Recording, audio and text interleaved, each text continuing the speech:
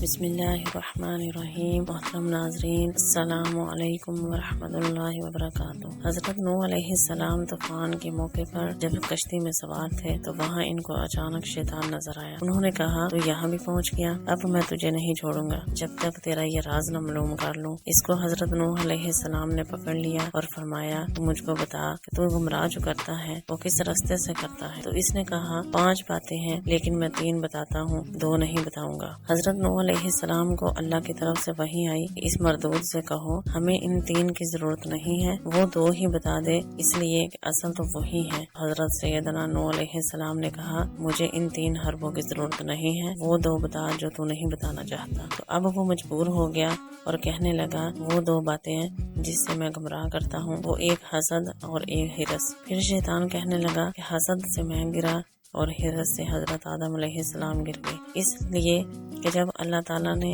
حضرت آدم علیہ السلام کو بنایا، ان کو علم عطا فرمایا، ان کو شان و شوکت کو فرشتوں کے سامنے ظاہر کیا، تو اللہ تعالیٰ نے فرمایا کہ آدم علیہ السلام کو سجدہ کرو، تو فرشتوں نے سجدہ کیا۔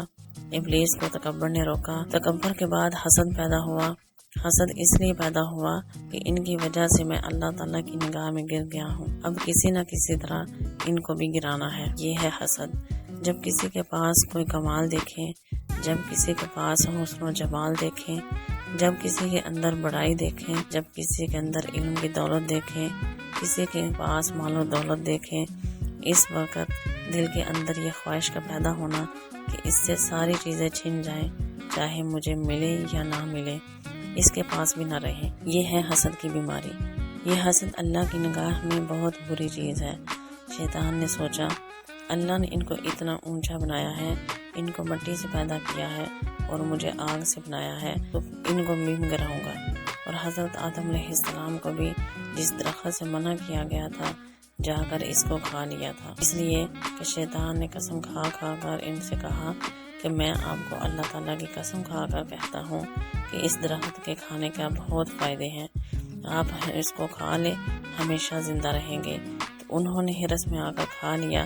اس کو شیطان نے کہا حسد نے مجھے تباہ کیا اور حرص نے حضرت آدم علیہ السلام کو گرا کر رکھا۔